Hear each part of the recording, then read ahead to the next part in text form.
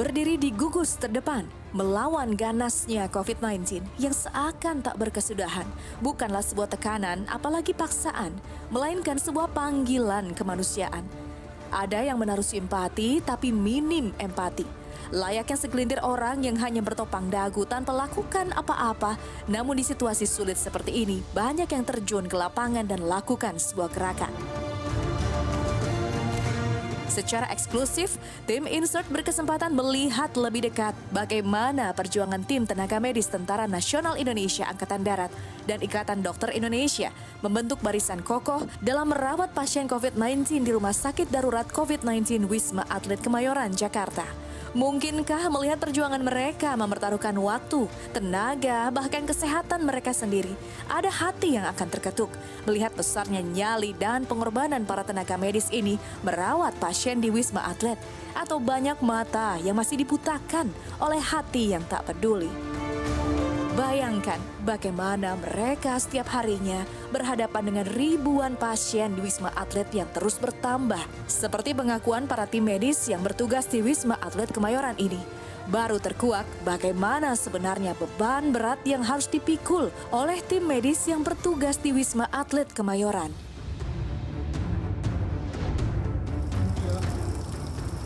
Yang ambil jam berapa tadi masuknya? Tadi saya masuk shift siang. Shift siang ya? Ya. Jam berapa itu tepatnya? Jam setengah 11 sudah harus di ruang makan, ruang neko. Bang, mungkin bisa jelasin sedikit bang, kondisi di dalam seperti apa sih bang? Mohon maaf, ada hal yang tak perlu saya sampaikan. Oke. Cuman kalau kondisi di dalam bisa masuk seperti rumah sakit biasa pada umumnya. Tapi udah berapa lama jadi tim medis ini bang? Ini udah mau saya bilang 2 minggu. 2 minggu ya? Siap. Ada rasa takut gak sih bang, khawatir bang dengan diri sendiri saat berinteraksi dengan para Itu pasien? sih kalau takut sama. Apalagi waktu saya berangkat, saya dari Medan. Pas berangkat dari sini, sebenarnya bukan pakai setir orang tua. Tapi saya beranikan diri aja. Tetap memberanikan diri walaupun tidak dapat restu dari orang tua bang? Iya. Kenapa tetap nekat walaupun pihak keluarga tidak boleh mengizinkan? Karena saya udah lama di Medan, udah sempat keluar dari tempat pekerjaan sebelumnya. Terus pas saya dengar di Wisma Atlet butuh lowongan jadi relawan perawat, saya coba, cuman saya lapor dulu sama orang tua, melapor. Kira-kira bisa. Seperti itu Pak. Oke. Berarti setelah ini diwajibkan istirahat bang ya? Enggak, saya harus balik lagi. Balik lagi? Ya. Karena kebetulan ada masalah teknis di lapangan, Oke. jadi saya harus balik lagi. Nama siapa bang? Saya perawat Jonathan Pak. Perawat Jonathan. Ya, siap. Siap. Makasih bang. bang.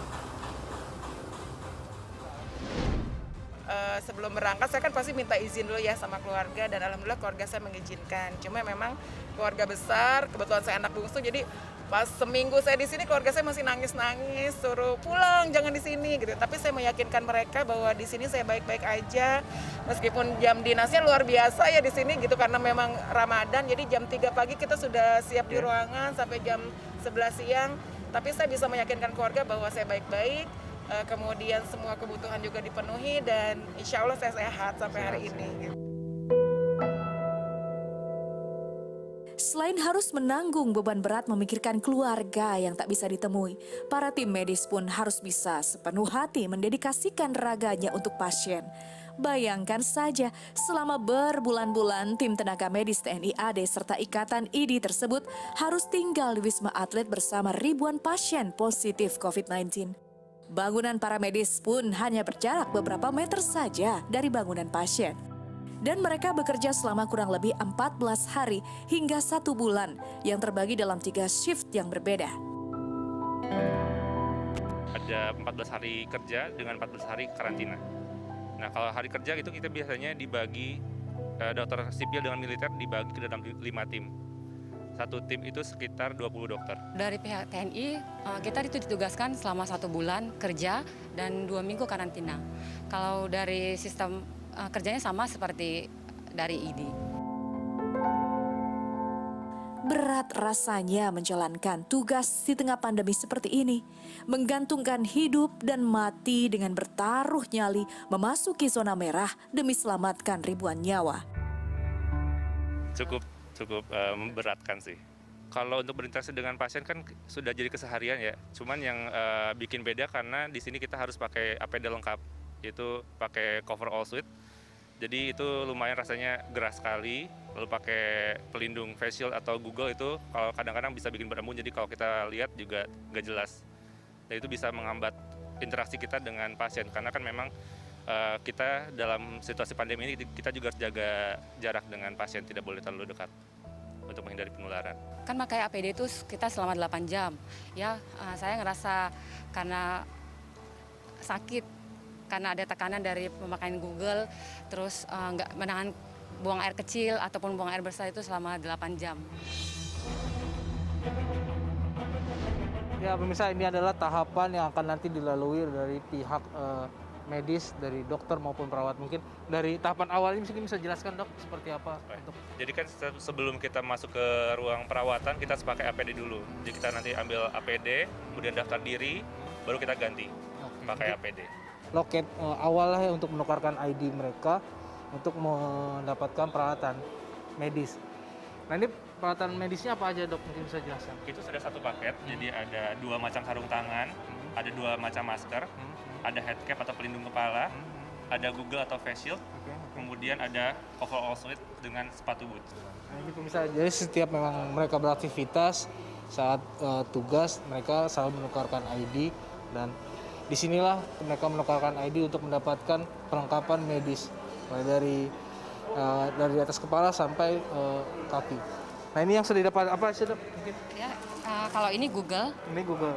Oke. Kemudian ini ada masker N95 dan masker yang biasa, masker surgical.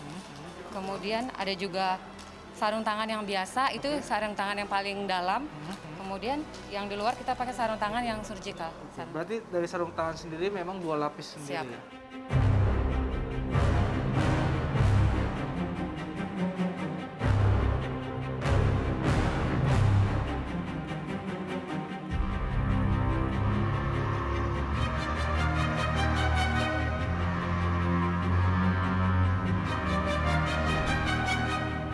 Dua bulan lebih kita bertahan di situasi yang sulit seperti ini. Bukan waktu yang sebentar untuk dilalui. Berdamai dengan pandemi, seluruh umat manusia di bumi ini dituntut untuk bersabar dan punya jiwa besar. Sudah banyak nyawa yang jadi taruhan. Pahlawan mereka di garda terdepan pun banyak yang tumbang.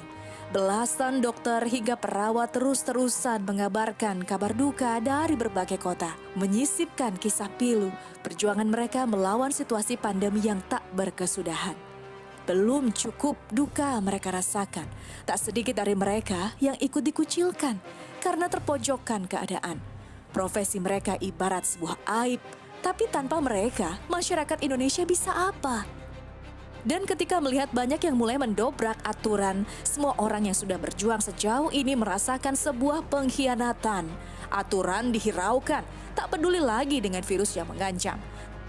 Perjuangan orang-orang yang patuh aturan jadi terasa sia-sia. Sebuah pertaruhan yang dilakukan para tenaga medis seolah tak ada nilainya. Kesal, marah, dan rasa dongkol berkecamuk. Ingin rasanya berteriak, namun mereka hanya bisa meluapkan kekecewaan lewat tagar Indonesia Terserah yang ramaikan sosial media. Rasa-rasa kecewa terhadap masyarakat yang membandel, yang melanggar aturan PSBB, di mana kita di sini berjuang bersama-sama untuk memutuskan rantai penyebaran virus corona ini atau COVID-19. Tapi di luar sana mereka menyepelekan virus ini. Nah, tapi kita juga sebagai tenaga medis nggak bisa untuk menyerah juga. Kita memang bisa bilang kalau kita kecewa, sakit hati, tapi sesuai sumpah profesi kita nggak boleh kayak gitu. Karena masih banyak yang harus kita selesaikan, masih banyak pasien-pasien yang perlu sama kita. Meskipun di luar sana mereka bilang memang itu tugas kami, pekerjaan kami, resiko kami, ya itu memang kami terima. Cuman maksud kami kepada seluruh masyarakat tolonglah untuk sama-sama membantu kami, sama-sama kita menyelesaikan pandemik ini. Jadi kita bisa sama-sama terbebas supaya kita keluar pun nggak perlu harus pakai masker dan merasa takut gitu Mas. Ya kecewa Pak, karena baru belakangan ini kan kita lihat sendiri kan di media kan Bandara Soekarno-Hatta kan ramai lagi ya kan, di situ ramai-ramai ya kan, berbondong-bondong orang kan pergi ya kan untuk mudik ya kan.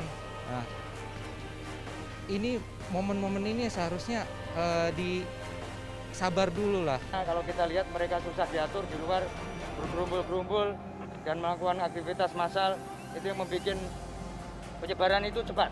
Nah itu sehingga kita tergantung mereka. Kita akan di sini akan landai, kalau mereka positifnya naik terus akan masuk ke sini semua. Artinya tidak membantu kita. Jadi marilah kita, saya pesan kita bekerja sama, masyarakat luas seluruh Indonesia kami pesan kita bekerja sama di sini. Kalau dari saya pribadi ya, untuk masyarakat Indonesia khususnya, tolong please gitu ya, ikuti aturan pemerintah karena PSBB ini kan untuk kebaikan kita bersama. Di sini kami yang bertemu pasien-pasien di sini gitu ya, yang banyak gitu 1.000 lebih, secara manusiawi itu kami merasa ya Allah kasihan gitu ya, mereka punya keluarga harus isolasi di sini, meninggalkan keluarga berbulan-bulan gitu kan. Seolah memendam rasa yang sama, para pahlawan COVID-19 ini pun harus menerima kenyataan bahwa tak bisa berkumpul di hari raya Lebaran tahun ini. Bukannya tak mau, namun mereka juga belum menemukan waktu yang tepat. Kapan mereka bisa bertemu dengan keluarga mereka di rumah dalam suasana yang penuh berkah. Perayaan Lebaran pun dirayakan oleh TNI Angkatan Darat dan Ikatan Dokter Indonesia bersama ribuan pasien COVID-19 di Wisma Atlet Kemayoran. Sedihnya sih paling ya, karena kan kita kalau kerja di sini kita tidak bisa pulang ke rumah. Jadi kita juga tinggal dan bekerja di sini selama 1 bulan atau lebih. Jadi pasti yang sedihnya yaitu jauh dari keluarga dan tidak bisa kemana-mana. Sedih sih pasti sedih ya. 1 bulan kita di Wisma Atlet tidak bisa ketemu keluarga, tidak bisa ketemu teman-teman.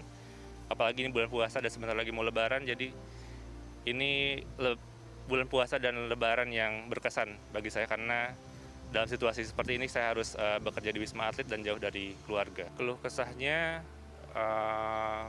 ya paling tadi yang kita tidak bisa ketemu keluarga, Lebaran juga di sini, atau mungkin Lebaran saat kita sedang dinas jaga.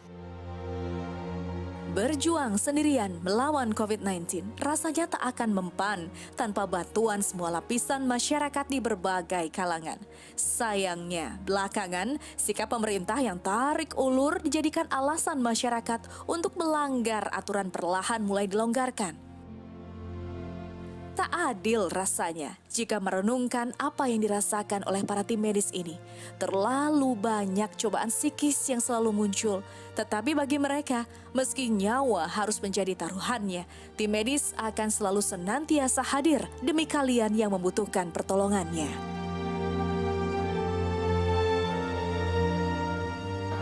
Selamat siang. Siap.